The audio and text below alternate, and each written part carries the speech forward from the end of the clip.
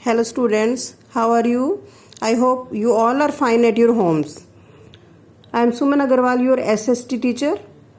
Today we will study economics lesson 2 of class 9th. In previous videos we have studied about human resources and story of Sakal and Vilas. अब तक हम lesson में पढ़ चुके हैं कि किसी भी कंट्री की जो पॉपुलेशन है वो रिसोर्स कैसे बन सकती है अगर हम उनको अच्छी एजुकेशन और अच्छी हेल्थ की फैसिलिटीज देते हैं, तो वो लायबिलिटी ना रह के वो क्या बन जाती है, एसेट बन जाती है।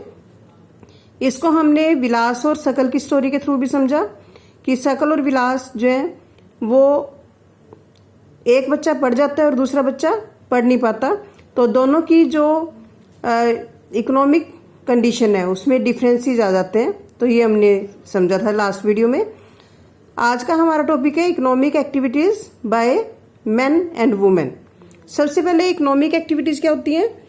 इकोनॉमिक एक्टिविटीज वो एक्टिविटीज होती हैं जो ह्यूमन बीइंग्स मनी अर्न करने के लिए करते हैं, मतलब पैसा कमाने के लिए हम जो भी एक्टिविटीज करेंगे उसको हम क्या बोलेंगे, इकोनॉमिक एक्टिविटीज। तो मेन और वुमेन दोनों की जो इकोनॉमिक एक्टिविटीज है उसमें क्या डिफरेंस है, ये हम पढ़ रहे हैं आज। तो जैसे हमने विलास और सकल का एग्जाम्पल पढ़ा, विलास और सकल दोनों ही जो है वो डिफरेंट दो तरह के कामों में लगे हुए थे। तो हमने देखा कि जो विलास है वो मछलियाँ बेचता था और जो सकल है उसको एक फर्म में जॉब मिली। तो ये दोनों ही एक्टिविटीज़ वो दोनों जो है वो पैसा अर्न करने के लिए कर रहे थे, तो इनको हमने क्या नाम दिया, इकोनॉमिक एक्टिविटीज़। तो किसी भी कंट्री में जो लोग हैं वो पैसा कमाने के लिए मेनली तीन तरह की जो मेन एक्टिविटीज से जुड़े होते हैं। वो कौन कौन सी हैं?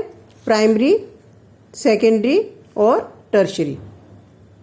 यानी कि किसी भी कंट्री में, चाहे वो डेवलप कंट्रीज हैं चाहे वो डेवलपिंग कंट्रीज हैं, जैसे हमारा कंट्री डेवलपिंग कंट्री है और यूएसए डेवलप कंट्री है, लेकिन कोई भी कंट्री हो उसमें जो लोग हैं वो तीन तरह के काम कर रहे होते हैं, प्राइमरी, सेकेंडरी एंड टर्शरी। तो इसमें डिफरेंस हम देखते हैं क्या क्या है। सबसे पहले प्राइमरी सेक्टर। प्राइमरी सेक्टर में जब वो एक्टिविटीज आती हैं जो कि नेचर के साथ जुड़ी हुई होती हैं, जैसे कि एग्रीकल्चर, फॉरेस्ट्री, मतलब फॉरेस्ट से प्रोडक्ट इकट्ठे करना या लकड़ी काटना, एनिमल हस्बेंड्री यानी कि एनिमल्स को पालना, फिशिंग, पोल्ट्री फार्मिंग, मुर्गियां पालना, माइनिंग यानी कि मिनरल्स निकालना, खुदाई करना। तो ये सब एक्टिविटीज़ जो कि नेचर के साथ जुड़ी हुई हैं, जिसमें हम ज़्यादातर रॉ मटेरियल कलेक्ट करते हैं, तो ऐसी एक्टिविटीज से जुड़े हुए लोग उनको हम क्या बोलते हैं, प्राइमरी एक्टिविटीज से कनेक्टेड पीपल। तो प्राइमरी एक्टिविटीज वो एक्टिविटीज होती हैं जो कि नेचर के साथ कनेक्टेड है। फिर दूसरी activities secondary, all types of manufacturing, मतलब किसी भी तरह की जो मैन्युफैक्चरिंग की जाती है, यानी कि all types of industries. Industries में हम रॉ मटेरियल यूज करके कोई ना कोई मैन्युफैक्चरिंग करते हैं, कोई चीज़ बनाते हैं। जैसे एग्जांपल के लिए हमने कॉटन प्रोड्यूस किया, वो प्राइमरी सेक्टर में आया। कॉटन से हमने क्लोथ्स बनाए, टेक्सटाइल बनाया, तो उसकी मैन्युफैक्चरिंग की, तो वो कौन से सेक्टर में आ गया, सेकेंडरी सेक्टर में। ठीक है, तो सेकेंडरी सेक्टर में सारी जो इंडस्ट्रीज हैं उनको हम जो है वो इंक्लूड करते हैं। उसके बाद टर्शरी सेक्टर। टर्शरी सेक्टर में ऑल टाइप्स ऑफ सर्विसेज, सभी तरह की सर्विसेज, चाहे वो ट्रांसपोर्टेशन से रिलेटेड है, ट्रेड से रिलेटेड है, कम्युनिकेशन से रिलेटेड है, banking, education, health, tourism services, insurance, किसी भी टाइप की सर्विस जिसमें जो लोग हैं वो सर्विसेज प्रोवाइड करते हैं, जैसे डॉक्टर हैं, टीचर हैं, लॉयर्स हैं। ठीक है, कोई भी, ये जो सभी लोग हैं वो हमें सर्विसेज दे रहे हैं। तो सर्विसेज प्रोवाइड करने में जो लोग लगे हुए हैं उनको हम किस में इंक्लूड करेंगे, टर्शरी सेक्टर में। तो किसी भी कंट्री में तीन तरह की एक्टिविटीज है, प्राइमरी, सेकेंडरी और टर्शरी। तो ये जो सेक्टर है इसमें जो काम करते लोग वो काम करके वो डिफरेंट टाइप के जो गुड्स और सर्विसेज प्रोड्यूस करते हैं, और ये जो एक्टिविटीज हैं वो नेशनल इनकम में भी अपना कंट्रीब्यूशन देती है। ठीक है, इससे नेशनल इनकम बढ़ती है हमारी। जो लोग प्राइमरी से, सेकेंडरी से या टर्शरी सेक्टर से जुड़े हुए हैं वो पैसा अर्न करते हैं और हमारी कंट्री की जो जीडीपी है उसमें भी कंट्रीब्यूशन देते हैं। तो ये सभी एक्टिविटीज़ क्योंकि वो मनी अर्न करने के लिए कर रहे हैं, इसलिए इनको हम क्या बोलते हैं, इकोनॉमिक एक्टिविटीज़। तो इकोनॉमिक एक्टिविटीज़ अब क्लियर हो गया आपको। ऐसी एक्टिविटीज़ जो मनी अर्न करने के लिए की जाती हैं, और किसी भी कंट्री में 3 ही तरह की इकोनॉमिक एक्टिविटीज़ की जाती हैं, प्राइमरी, सेकेंडरी और टर्शरी। तो इकोनॉमिक एक्टिविटीज़ को हम मार्केट एक्टिविटीज़ भी बोल सकते हैं। इकोनॉमिक एक्टिविटीज़ का दूसरा नाम क्या है, मार्केट एक्टिविटी। मार्केट एक्टिविटी, ठीक है, ऐसी एक्टिविटीज़ होती हैं जो पे या प्रॉफिट के लिए, मतलब प्रॉफिट के लिए जो एक्टिविटीज़ की जाती हैं, पैसा कमाने के लिए जो एक्टिविटीज़ की जाती हैं, उसको हम क्या बोल सकते हैं, मार्केट एक्टिविटी। मार्केट और इकोनॉमिक एक्टिविटीज़ एक ही बात है। तो इसमें जो these include production of goods and services including government services, इसमें प्राइवेट सेक्टर भी और गवर्नमेंट सेक्टर भी दोनों ही आ जाते हैं, जिसमें लोग मनी अर्न करने में लगे हुए हैं। इसके अलावा होती है non market activities. Non market activities वो एक्टिविटीज़ होती हैं जो कि प्रॉफिट अर्न करने के लिए नहीं की जाती, जिसमें जो सेल्फ कंजम्पशन के लिए, अपने लिए जो एक्टिविटीज़ हम करते हैं, जैसे मान लो एक फार्मर है, वो फार्मिंग कर रहा है, अगर वो फार्मिंग अपनी फैमिली की ज़रूरतों को पूरी करने के लिए कर रहा है, उसको हम नॉन मार्केट एक्टिविटी बोलेंगे। और अगर वो मार्केट में सेल करने के लिए फार्मिंग कर रहा है तो उसको हम क्या बोलेंगे, मार्केट एक्टिविटी। तो जो नॉन मार्केट एक्टिविटीज़ हैं उनको हम नॉन इकोनॉमिक एक्टिविटीज़ भी बोल सकते हैं, ठीक है।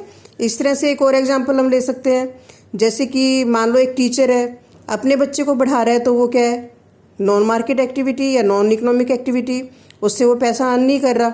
लेकिन अगर वो किसी स्कूल में पढ़ा रहा है तो उसके बदले में उसको सैलरी मिल रही है, मनी मिल रही है, तो वो क्या होगी, उसकी इकोनॉमिक एक्टिविटी। तो इस तरह से हम जो एक्टिविटीज़ को डिफरेंट तरह से क्लासीफाई कर सकते हैं, primary, secondary, tertiary activities, economic, non economic activities, market and non market activities. अब नेक्स्ट है पेज नंबर 20 से हम पढ़ रहे हैं। तो इसमें हमने ये देखा कि जो non market activity self consumption के लिए की जाती हैं, और इसमें जो है प्रॉफिट अर्न नहीं किया जाता। अब इसमें जैसे आपको एक्टिविटी दी हुई है कि आप जो है अपने आसपास सर्वे कर सकते हो, लोग जो है डिफरेंट एक्टिविटीज़ में जुड़े हुए हैं। कोई जैसे फार्मिंग से रिलेटेड होगा तो वो किस में आएगा, प्राइमरी सेक्टर में आएगा। अगर मान लो कोई बैंक में कोई पर्सन काम कर रहा है आपके आसपास, तो कौन सी सेक्टर में आएगा, टर्शरी सेक्टर में आएगा। तो ये अब आपको क्लियर है कि प्राइमरी, सेकेंडरी, टर्शरी में क्या डिफरेंस है। प्राइमरी में रॉ मटेरियल कलेक्ट करना, सेकेंडरी में इंडस्ट्रीज में काम करने वाले लोग, और टर्शरी में सर्विसेज से जुड़े हुए लोग। अब इसके बाद देखो, अब हमारा टॉपिक क्या था, economic activities by man and women. तो इसमें देखो, due to historical and cultural reasons, मतलब हमारा जो सोसाइटी है वो उसमें इस तरह का सेटअप है कि जो हमने जो काम की डिवीज़न की हुई है मैन और वुमेन में। जैसे कुछ काम ऐसे होते हैं जो कि फीमेल के लिए माने जाते हैं, जैसे कि जो वुमेन है generally look after domestic chores. ज़्यादातर जो वुमेन है वो घर के काम देखती हैं, घर के काम करती हैं, और जो मैन है वो क्या करते हैं, फील्ड्स में काम करते हैं या घर से बाहर जाके काम करते हैं। जैसे हमने शकल के एग्जाम्पल में पढ़ा कि जो शकल की मदर शीला थी, वो घर का खाना बनाती थी, बर्तन साफ करती थी, कपड़े साफ करती थी, घर की सफाई करती थी और बच्चों की देखभाल करती थी, ठीक है। तो वो घर के काम करती थी। और जो शकल के फादर बूटा थे वो फील्ड में जाके काम करते थे, और जो अपने प्रोडक्ट्स हैं वो मार्केट में सेल करते थे और मनी अर्न करते थे अपनी फैमिली के लिए। तो जो शकल के फादर की जो एक्टिविटीज़ है वो इकोनॉमिक एक्टिविटीज़ मानी जाती हैं, और जो शकल की मदर जो घर पे काम करती है क्योंकि उसके बदले में वो मनी अर्न नहीं करती, ठीक है, तो उसको हम नॉन इकोनॉमिक एक्टिविटीज़ मानते हैं। तो शीला जो है उसको जो वो सर्विसेज डिलीवर कर रही है अपनी फैमिली के लिए, उसके बदले में मनी नहीं मिलती, ठीक है, तो वो नॉन इकोनॉमिक एक्टिविटीज़ हैं। और इसी तरह से जैसे बूटा जो है वो भी मनी जो अर्न करता है वो अपनी फैमिली के लिए स्पेंड करता है, इसलिए वो नॉन इकोनॉमिक एक्टिविटीज़ है। जो वुमेन है वो जो भी सर्विसेज फैमिली में डिलीवर कर रही हैं या जो भी काम कर रही हैं उसके बदले में उनको पैसे नहीं मिलते, ठीक है, तो उसको, और वो नेशनल इनकम में कंट्रीब्यूशन उसका नहीं जाता, उसका जो है नेशनल हमारे कंट्री में कोई कंट्रीब्यूशन नहीं होता। जो गीता, जैसे विलास की मदर गीता जो थी, उसको हमने देखा कि वो जो है फिशेस मार्केट में सेल करके मनी अर्न कर रही है। तो वो क्योंकि मार्केट में उसको फिशेस सेल करने के बदले में पैसे मिल रहे हैं, तो वो उसकी कौन सी एक्टिविटी हो गई, मार्केट एक्टिविटी या इकोनॉमिक एक्टिविटी। तो इस तरह से हमने देखा कि चाहे वो मैन है चाहे वुमेन है, जो भी वो एक्टिविटीज़ करता है, अगर वो मार्केट में एक्टिविटीज़ कर रहा है और उसको उसके बदले में पैसे मिल रहे हैं, तो उसको हम इकोनॉमिक एक्टिविटीज़ बोलेंगे। और जो काम वो पैसे के लिए नहीं कर रहा कोई पर्सन, उसको हम नॉन इकोनॉमिक एक्टिविटीज़ बोलेंगे। अभी देखो, जो इकोनॉमिक एक्टिविटीज़ हैं, इसमें जो है वो जो है मनी का बेटर यूज़ कर सकते हैं, और जो भी उसको अपॉर्चुनिटीज़ मिलती हैं उससे वो अपनी इकोनॉमिक डेवलपमेंट कर सकता है। अब किसी भी पर्सन में अगर एजुकेशन और स्किल होगी, तो उससे जो है वो मार्केट में जो वो पर्सन है वो ज़्यादा अच्छे से एफिशिएंटली काम कर सकता है। अगर कोई पर्सन ट्रेंड है, उसके पास एजुकेशन है, स्किल है, तो वो ज़्यादा पैसे अर्न कर सकता है। तो जो ज़्यादातर जो वुमेन है, उनकी एजुकेशन भी कम होती है और उनकी जो स्किल है वो भी कम होती है एज कम्पेयर टू मैन। तो इसलिए जो वुमेन है, क्योंकि वो स्किल्ड भी नहीं होती और एजुकेटेड भी नहीं होती ज़्यादा, और इसलिए वो जो है मार्केट में जाके जो है वो ज़्यादा एफिशिएंटली काम नहीं कर पाती ज़्यादातर वुमेन। ठीक है, तो इसलिए वो ऐसे फील्ड्स में काम करती हैं जहाँ पे उनको जो है जॉब सिक्योरिटी नहीं होती। ठीक है, और जो डिफरेंट टाइप की जो एक्टिविटीज़ हैं, उसमें प्रोटेक्शन भी नहीं उनको जो दी जाती। तो इसलिए उनका जो काम है वो इरेगुलर होता है, एम्प्लॉयमेंट इरेगुलर होती है और उनकी इनकम कम होती है। यानी कि हमने क्या देखा, अगर हम मैन और वुमेन की इकोनॉमिक एक्टिविटीज़ को कंपेयर करें, जो मैन है वो ज़्यादा स्किल्ड और एजुकेटेड होते हैं, तो जब वो मार्केट में जाते हैं तो वो जो है उनको अच्छा काम मिल जाता है, अच्छे पैसे वो अर्न कर सकते हैं।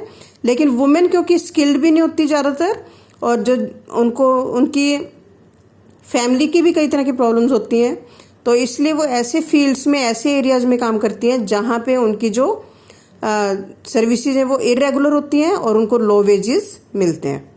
तो इस तरह से हमने ये भी देखा कि जो वुमेन है उनको कई तरह की और भी प्रॉब्लम्स हैं। उनको जो मैटरनिटी लीव नहीं मिल पाती कई फील्ड्स में, या बच्चों की देखभाल के लिए जो है उनको जो है छुट्टियाँ चाहिए होती हैं, तो वो कई सेक्टर्स नहीं दे पाते। तो इस तरह की प्रॉब्लम्स को देखते हुए उनकी जो सोशल सिक्योरिटी सिस्टम जो है वो जो है उनको ज़्यादा पैसे ऑफर नहीं करता। लेकिन जो वुमेन एजुकेशन और स्किल ले लेती हैं, मान लो कोई डॉक्टर है, कोई इंजीनियर है, प्रोफेशनल कोर्सेज में जैसे कोई वुमेन जो है वो क्वालिफाई कर जाती है, तो फिर जो है वो अगर वो काम कर रही है सोसाइटी में, तो फिर मेल और फीमेल की जो इनकम है उसमें फ़र्क नहीं रहता। ठीक है, अगर वो अनस्किल्ड होगी वुमेन, तब वो मैन के कंपैरिजन में कम अर्न कर पाएगी।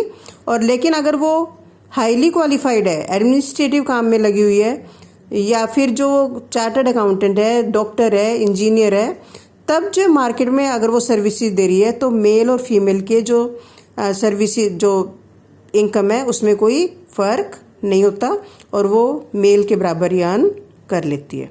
तो इस तरह से जो हमने ये देखा कि एजुकेशन की क्या इम्पोर्टेंस है। तो अगर हमारी सारी पॉपुलेशन, चाहे वो मेल है चाहे फीमेल है, अगर वो एजुकेटेड होंगे, स्किल्ड होंगे, तो सोसाइटी में उनका कंट्रीब्यूशन ज़्यादा होगा और सोसाइटी का जो डिफरेंस है मेल और फीमेल का वो भी कम होगा।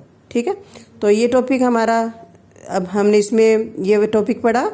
अब नेक्स्ट वीडियो में हम क्या देखेंगे कि what is the importance of education. तो इस चैप्टर में हम यही पढ़ रहे हैं कि ह्यूमन बींग्स को रिसोर्स कैसे बना सकते हैं। तो ह्यूमन बींग्स को रिसोर्स बनाने के लिए एजुकेशन और हेल्थ की बहुत ज़्यादा इंपॉर्टेंस है। तो हमारा नेक्स्ट टॉपिक क्या है, एजुकेशन। तो अगले वीडियो में हम ये वाला टॉपिक पढ़ते हैं। Thank you.